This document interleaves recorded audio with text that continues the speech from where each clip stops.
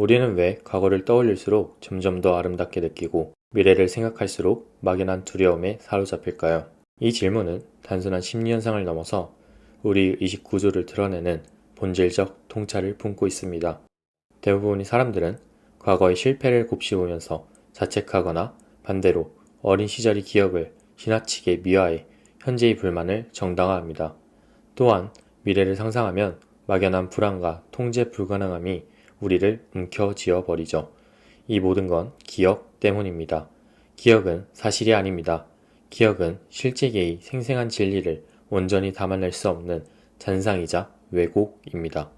우리는 경험을 있는 그대로 저장하지 않습니다. 그때의 감정, 생각, 해석을 덧붙여 뇌 속에 재구성한 이야기를 저장합니다. 그리고 그 이야기를 붙잡은 채 마치 그게 진실이었던 것처럼 현재와 미래를 해석하고 선택합니다. 진짜 삶은 오직 지금, 이 순간이 생생함 속에 있는데 말이죠. 이 영상에서는 기억이 실제계의 잔상에 불과한 이유, 왜 시간이 지날수록 왜곡되었는지, 어떻게 하면 기억이 중독에서 벗어나 현존할 수 있는지를 함께 탐구할 것입니다. 기억은 뇌의 선택적 저장고입니다. 따라서 시간이 약인 이유기도 합니다. 우리는 종종 이렇게 착각합니다. 내 머리는 카메라처럼 모든 걸 기록한다. 하지만 뇌는 하드디스크가 아닙니다. 뇌는 기록 장치가 아니라 편집기입니다. 기억 저장이 물리적 한계는 존재합니다. 뇌에는 신경세포가 약 860억 개가 존재합니다. 하지만 이 방대한 뉴런의 연결은 무한하지 않습니다. 기억은 뉴런 간의 연결 강화를 통해 만들어지는데 이에는 에너지와 자원이 필요합니다. 모든 순간을 저장하면 에너지가 고갈되고 시스템은 오히려 비효율적이 됩니다. 즉, 뇌는 생존과 효율성을 위해 저장할 가치가 있는 정보만 선택적으로 보관합니다. 이것이 기억이 유한한 결정적 이유입니다. 감정 필터와 우선순위는 편두체의 역할입니다.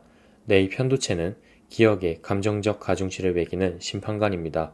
강렬한 두려움, 쾌락, 분노와 같이 감정이 붙은 경험은 생존과 직결되기에 편두체는 이를 해마로 보내 강화된 기억으로 저장하게 만듭니다. 예시로 사나운 개에게 물린 경험은 개를 보면 본능적으로 피합니다. 큰 무대에서의 치욕은 대중 앞에서 말하는 걸 극도로 두려워합니다.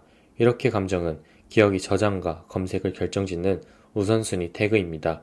감정이 약한 일상은 점차 사라지고 감정이 강한 사건은 선명하게 남습니다. 기억의 재구성과 왜곡 측면에서 해마는 저장소이자 편집실입니다. 새로운 정보가 들어올 때 기존 기억과 통합하고 재구성합니다. 이 과정에서 사실이 생략되거나 왜곡되기도 합니다. 우리의 기억은 테이프가 아니라 스크립트에 가깝습니다. 매번 꺼낼 때마다 수정이 일어나죠. 연구 사례로 심리학자 엘리자베스 로스터는 목격자 기억이 얼마나 쉽게 조작되는지 증명했습니다. 질문을 살짝 다르게 하면 목격자가 본 장면이 완전히 달라진다고 보고했습니다. 시간이 지날수록 우선순위에서 밀려납니다. 기억은 시간이 지나면 자연스럽게 시냅스 연결이 약해지면서 희미해집니다. 이는 뇌가 불편한 데이터를 삭제해 새로운 학습과 경험을 위한 공간을 확보하는 생물학적 전략입니다. 마치 컴퓨터가 캐시를 지워야 원활히 작동하는 것처럼 뇌도 정의를 통해 적응력을 유지합니다.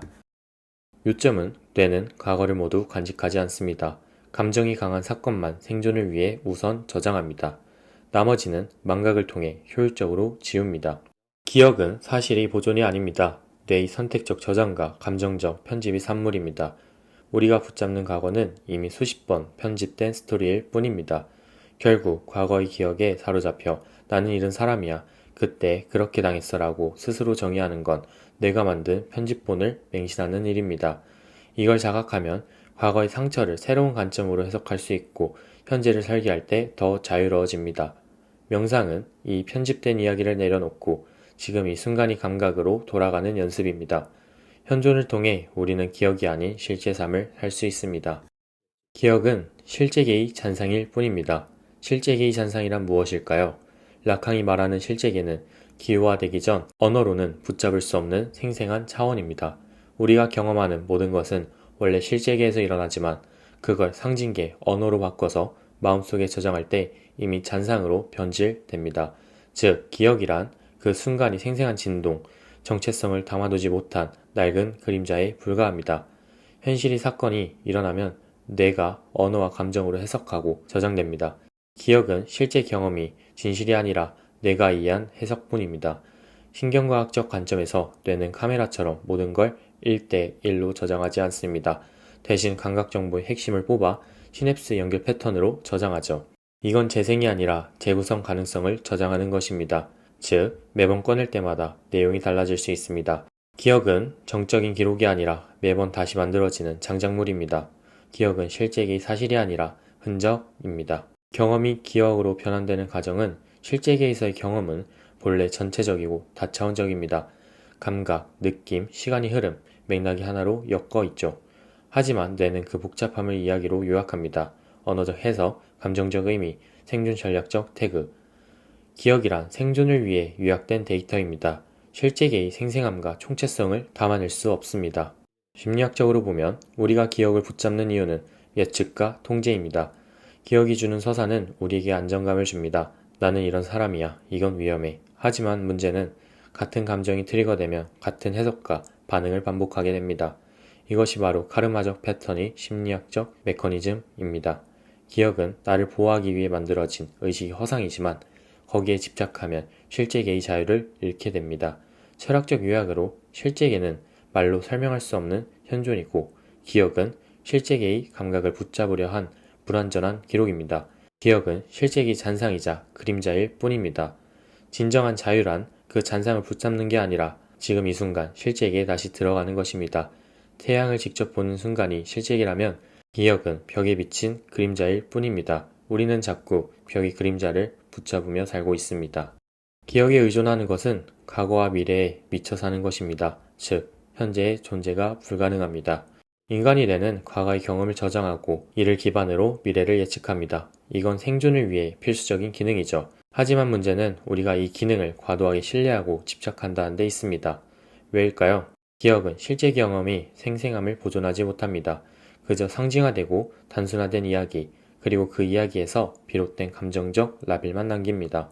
그때 나는 배신당했어. 그때 너무 무서웠어. 그때 나는 사랑받았어. 이 라벨들이 현재의 현실을 해석하는 필터가 되어버립니다. 그래서 과거가 미화되거나 반대로 끔찍하게 낙인 찍힙니다. 그 결과 현재의 풍부함을 경험하지 못하고 과거의 필터를 통해 왜곡된 현실만 보게 됩니다. 우리는 기억을 재생할 때마다 좋았던 부분을 강조하거나 반대로 상처를 무한재생합니다. 그러면서 현재의 삶과 비교하죠. 그때가 좋았는데, 그때는 잘했는데, 지금은. 과거를 미화하는 순간 현재의 가능성은 사라집니다. 지금 여기에 존재하는 것이 아니라 과거의 유령을 붙잡으며 산다는 의미입니다. 기억은 단순한 과거의 저장이 아니라 예측 장치이기도 합니다. 과거의 고통을 피하기 위해 뇌는 끊임없이 미래의 리스크를 계산합니다. 이런 일이 다시 일어나면 어떡하지? 또 실패하면 어떡하지? 이 두려움은 실제가 아니라 기억이 만든 가설일 뿐입니다. 하지만 뇌는 이를 사실로 간주하고 현재 행동을 제한합니다. 과거의 미와 미래의 두려움은 모두 기억이 만들어낸 산물일 뿐입니다. 그리고 그것들은 지금 이 순간의 경험을 오염시킵니다. 뇌는 늘 비교합니다. 지금 이게 과거만 못해. 지금 이게 미래를 망칠지도 몰라. 이 과정에서 진짜 삶, 즉 지금 여기는 사라집니다. 우리는 현실을 있는 그대로 경험하지 못하고 끊임없이 편집하고 해석합니다. 결국 현재를 살지 못하게 됩니다. 기억은 생존을 위해 필요하지만 진정으로 살아있으려면 기억을 붙잡는 대신 지금을 받아들입시다. 명상, 호흡, 걷기 같은 단순한 행위가 힘을 가지는 이유가 여기에 존재합니다. 우리들은 우리를 다시 지금으로 데려오며 과거와 미래의 감옥에서 해방시켜 줍니다. 명상이란 단순히 마음을 진정시키는 기법이 아닙니다. 그 본질은 몸에서 에너지까지 모든 차원에서 나의 시스템을 재조율하는 것입니다. 우리 몸은 몸, 장기, 세포, 분자, 원자, 에너지 차원으로 구성되어 있습니다. 몸 차원에서 우리는 긴장과 감정의 패턴을 몸 전체에 저장합니다. 명상은 근육의 긴장을 풀고 호흡을 느리게 하며 신체적 흥분 상태를 해소합니다. 그 순간 교감신경의 과잉 활성화가 꺼지고 부교감신경계가 켜지면서 몸이 안전하다는 신호를 보냅니다. 장기 차원에서 스트레스 호르몬인 코티졸이 내려가며 심박수와 혈압을 안정시킵니다. 장기들은 스트레스 상태에서 벗어나 본연의 항상성 상태를 되찾습니다. 소화, 면역, 내분비 시스템이 회복 모드로 전환됩니다. 세포 차원에서 만성 스트레스는 세포 수준의 염증과 노화를 촉진합니다. 명상은 세포와 산화 스트레스를 줄이고 항형 반응을 강화합니다. 세포가 건강한 환경을 유지할 수 있게 돕는 것입니다. 분자, 원자 차원에서 우리 몸을 이루는 분자와 원자는 진동하는 에너지 패턴을 가지고 있습니다. 명상은 심박수, 호흡, 뇌파를 조율하며 이 진동 패턴을 조화롭게 맞춥니다. 이는 혼란이 아닌 질서를 생성하며 에너지 상태를 맑게 만듭니다. 에너지 차원에서 명상은 감정의 억압된 패턴을 풀어냅니다. 불안, 분노, 두려움 같은 감정 에너지를 있는 그대로 관찰하며 해소시킵니다. 이는 과거의 미화나 미래의 두려움이라는 에고적 시간 구속에서 벗어나 지금, 여기 순수한 에너지 상태로 나를 데려옵니다. 뇌과학적 원리로 설명하면 명상 중 정두엽인 이성적 사고, 편두체, 위험감지, 해마, 기억 저장의 상호작용이 재조율됩니다. 편두체의 과잉 반응이 가라앉아 불안과 두려움의 감정 반응이 줄어들게 됩니다. 해마에서 기억 인출이 덜 자동적이고 현재의 감각이 우선시 됩니다. 전두엽 활성화로 메타인지 생각을 관찰하는 능력이 강화되면서 과거의 이야기와 미래의 걱정을 하나의 생각으로 바라볼 수 있게 됩니다. 명상이란 결국 내 몸이 반응을 이완하고 감정 에너지를 해소하고 내 네트워크를 재조율하여 과거, 미래의 이야기에서 벗어나 오직 지금 여기를 살게 하는 훈련입니다. 이것이야말로 기억의 굴레를 풀어내는 실질적이고 생물학적 해결책입니다. 준비가 되었다면 여기 제가 여러분을 더 도울 수 있는 방법이 있어요. 멘탈 피지컬 멤버십을 구독해보세요. 멘탈 피지컬 커뮤니티에서 삶에 대한 관점 전환, 신경기 안정으로 디버크, 의사결정 일관성 회복에 대한 고급 심화 자료를 다루고 있습니다.